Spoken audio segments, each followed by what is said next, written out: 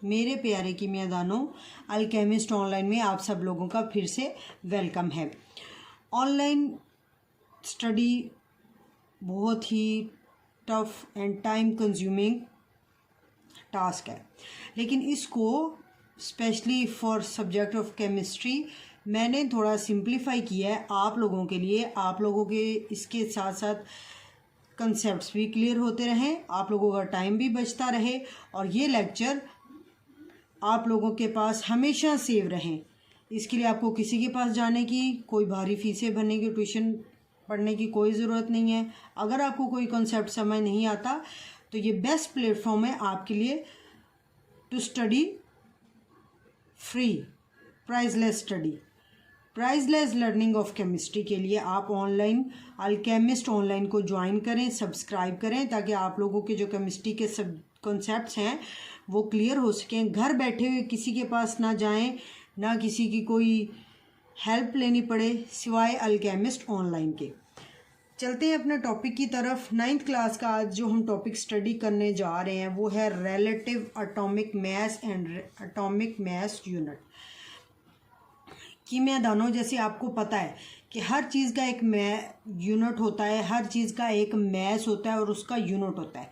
जैसा कि जब हम कोई सब्ज़ी वगैरह लेने जाते हैं तो हम कहते हैं कि हमें इतने किलोग्राम सब्ज़ी या इतने ग्राम सब्ज़ी चाहिए, वेट होता है ना उस चीज़ का।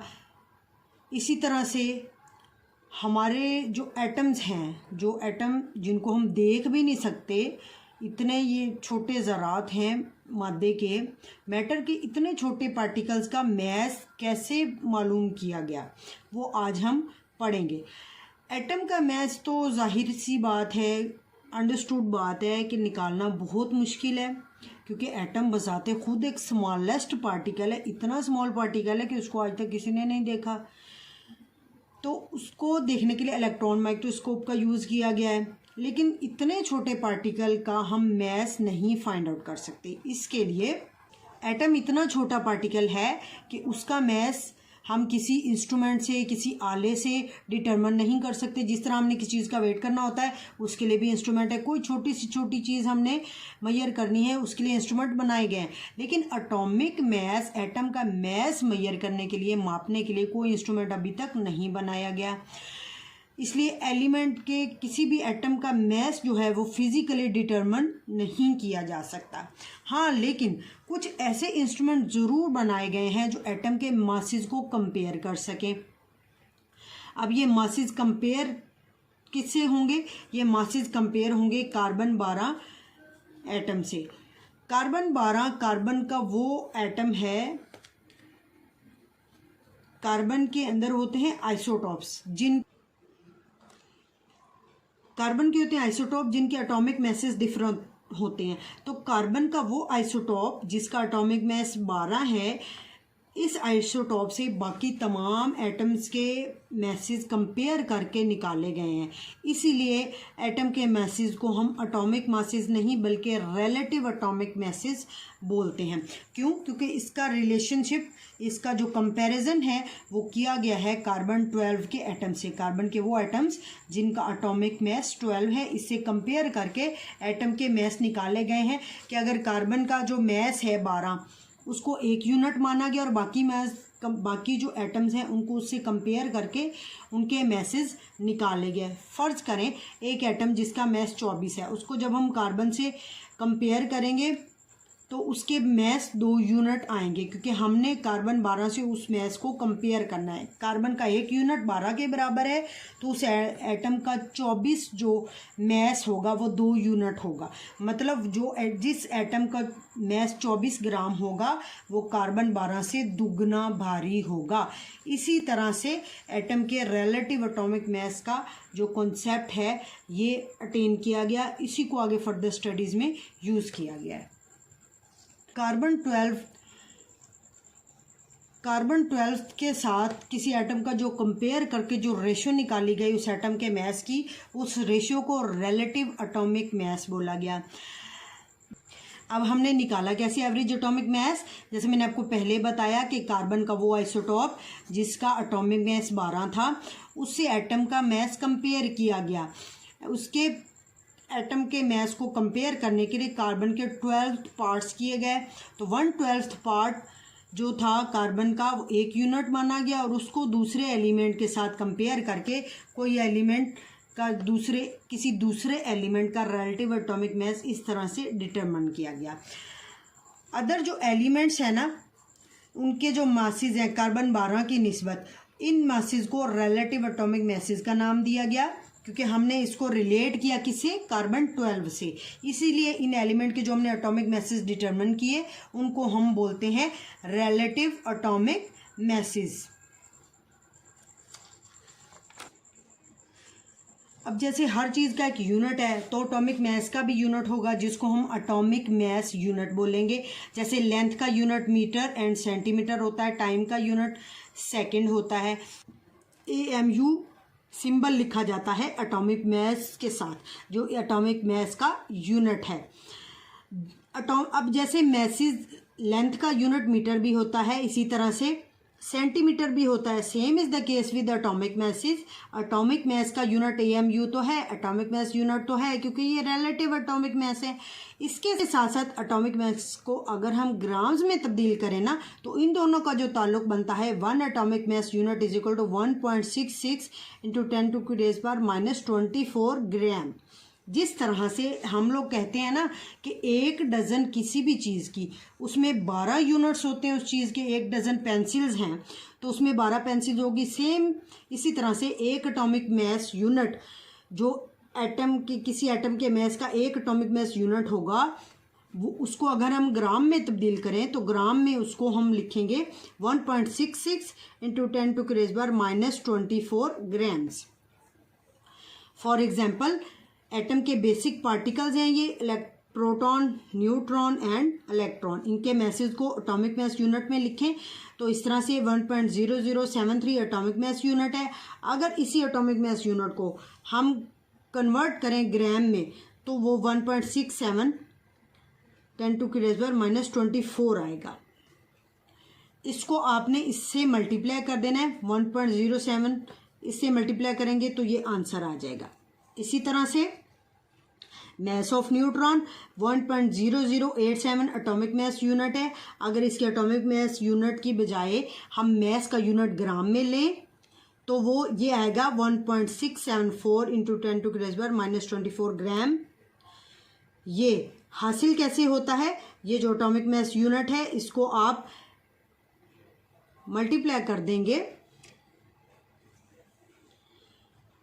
इस वैल्यू से, तो ये आपके पास इसका आंसर आ जाएगा। इसी तरह से इलेक्ट्रॉन का मास देखें तो इसका जो मास है एटॉमिक मास यूनिट के, इसके मास को अगर हम AMU में लिखें तो 5.486 इंटू 10⁻⁻4 AMU। अगर इसी चीज़ को हम ग्राम्स में लिखें तो 9.1 मल्टीप्लाई बाय 10⁻⁻28 ग्राम्स बनता है। और ये कैसे बनता है, जो एटॉमिक मास यूनिट है इसको आप मल्टीप्लाई कर देंगे 1.66 मल्टीप्लाई 10⁻⁻24 से, तो ये आपके पास इसका ग्राम्स में आंसर आ जाएगा। इसी तरह से AMU में याद कर लेने और ग्राम में निकालने के लिए हम सारे मासेस की जो एटॉमिक मास AMU में वैल्यू आ रही है ना, तो उसको हम इस वैल्यू से मल्टीप्लाई करते जाएंगे तो हम ग्राम के यूनिट में भी इनके मासेस निकाल सकते हैं। अब अगला टॉपिक स्टडी करते हैं। अगला टॉपिक जो हमारा है, right a chemical formula. Chemical formula कैसे लिखते हैं, जिस तरह से आपको पता है एलिमेंट्स, जैसे हाइड्रोजन है ये इसका सिंबल है, हीलियम का सिंबल है। एलिमेंट्स का सिंबल्स होते हैं, लिखने को एलिमेंट को हम सिंबल की फॉर्म में लिखते हैं। इसी तरह से जो कंपाउंड्स होते हैं उनको हम केमिकल फार्मूला की फॉर्म में लिखते हैं। इसके लिखने के कुछ रूल्स हैं जो स्टडी करते हैं। सबसे पहला रूल ये है कि जो कैटाइन होता है, जिसको हम पॉजिटिव आयन भी बोलते हैं, और एनाइन, इन दोनों को साथ लिखा जाता है। पहले कैटाइन लिखते हैं, फर्स्टली कैटाइन लिखते हैं, फिर उसके बाद एनाइन आता है, और इस तरह से इन आइंस को साइड बाय साइड लिखते हैं। फॉर एग्जांपल, आपके पास ये सोडियम क्लोराइड है, इसमें सोडियम कैटाइन होता है तो उसको पहले लिखा जाता है। क्लोराइड एनाइन होता है, नेगेटिव आयन होता है, तो उसको हम बाद में लिखते हैं। पॉजिटिव आयन हमेशा पहले आएगा फार्मूले में, नेगेटिव आयन को हम बाद में लिखेंगे। अगला जो रूल हमें याद रखना होता है किसी एटम का की जो वैलेंसी होती है वो उसके राइट कॉर्नर पर टॉप पर इसकी सिंबल पर राइट कॉर्नर के टॉप पर लिखी जाती है। फॉर एग्जांपल यहाँ पर देखिए आपके सामने आइन है सोडियम आइन, इसकी ये वैलेंसी है +1 right corner on the top, हमने राइट कर दिया, लिख दिया इसको। इसी तरह से ये कैल्शियम आइन है, कैल्शियम की जो ये वैलेंसी है +2, इसको हमने इस आइन की सिंबल के कॉर्नर राइट कॉर्नर पर टॉप पे लिख दिया है। इसी तरह क्लोराइड आयन की वैलेंसी -1 है, इसको ऊपर राइट कॉर्नर टॉप पे लिख दिया गया है। मैग्नीशियम की जो वैलेंसी है +2, ये इसके राइट कॉर्नर पे टॉप पे लिख दिया गया। तो दूसरा रूल ये हमने पढ़ा कि जो आयन की वैलेंसी है वो उसके सिंबल के ऊपर राइट कॉर्नर में टॉप पर लिख दी जाती है। अब चलते हैं तीसरे रूल की तरफ। ये है कि हर आयन की जो उसकी अपनी वैलेंसी होती है उसके साथ जो दूसरा आयन होता है उसकी वैलेंसी उस दूसरे आयन के राइट कॉर्नर पर नीचे लिख दी जाती है। जैसे यहाँ पर सोडियम क्लोराइड का जब हम फार्मूला लिखेंगे तो हम क्या करेंगे कि क्लोरीन की वैलेंसी सोडियम के सिंबल के राइट कॉर्नर में लोअर एंड पे आ जाएगी एंड सोडियम की वैलेंसी जो है वो क्लोरीन के सिंबल पे लोअर राइट एंड पे आ जाएगी। इस तरह से जब लिखेंगे सोडियम आयन तो इसकी वैलेंसी क्लोरीन की वैलेंसी सोडियम के नीचे आ जाएगी और जो क्लोरीन है इसके नीचे राइट कॉर्नर पे लोअर एंड पे सोडियम की वैलेंसी आ जाएगी। 1 नहीं लिखते तो इसको हम लिख देते हैं NaCl। इस तरह से मैग्नीशियम क्लोराइड है, मैग्नीशियम क्लोराइड को जब हम लिखते हैं मैग्नीशियम की वैलेंसी इसमें +2 है, क्लोराइड आयन की वैलेंसी इसमें -1 है। तो जब हम इसका फार्मूला लिखेंगे ना तो मैग्नीशियम की वैलेंसी चली जाएगी क्लोरीन की तरफ नीचे राइट कॉर्नर पे और क्लोरीन की वैलेंसी आ जाएगी मैग्नीशियम की तरफ।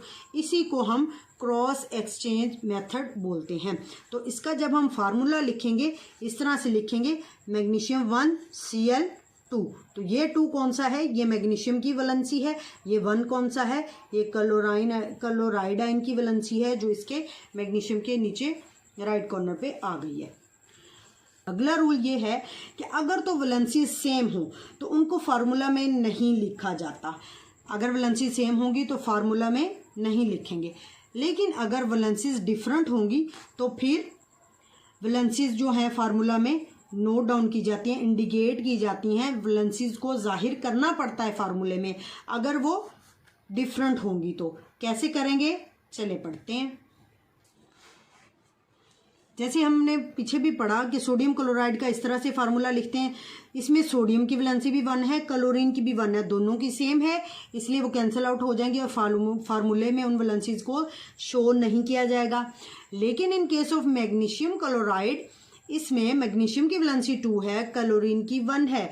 तो मैग्नीशियम की जो 2 है वो क्लोरीन के पास चली जाएगी, क्लोरीन की मैग्नीशियम के पास आ जाएगी। तो इस सूरत में हम वैलेंसीज जो हैं वो लिखेंगे।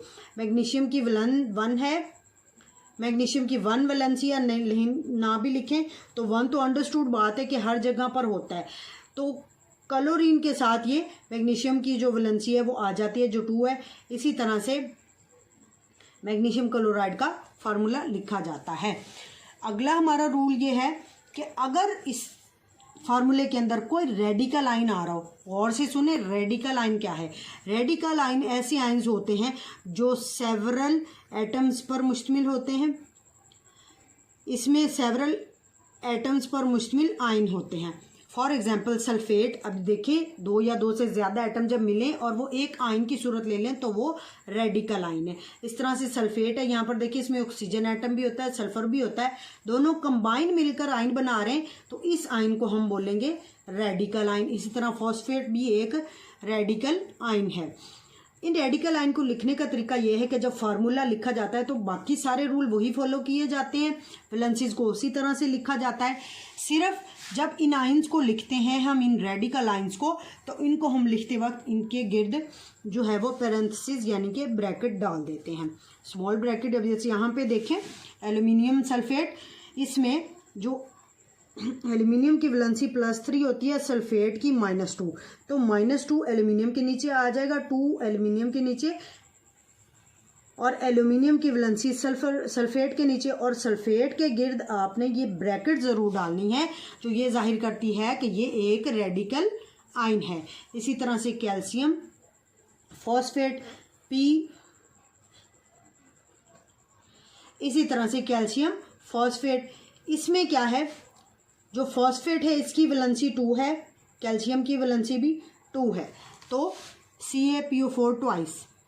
तो यहाँ पर PO4 फॉस्फेट की वैलेंसी इधर आ जाएगी, कैल्शियम की इधर आ जाएगी।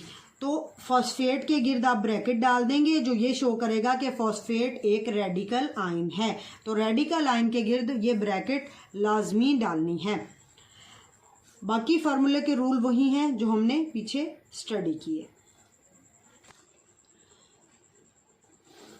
बाकी फार्मूले के रूल वो हैं वही रहेंगे जो हमने बाकी सारे फॉलो किए। सिर्फ एक रेडिकल आयन के गिर्द आप ब्रैकेट डाल देंगे, दैट्स इट। बस यहाँ तक आज का लेक्चर हमारा मुकम्मल हो गया है। अगला लेक्चर जो है वो आपके लिए नेक्स्ट लेकर आऊँगी इंशाल्लाह। Stay tune, like, subscribe.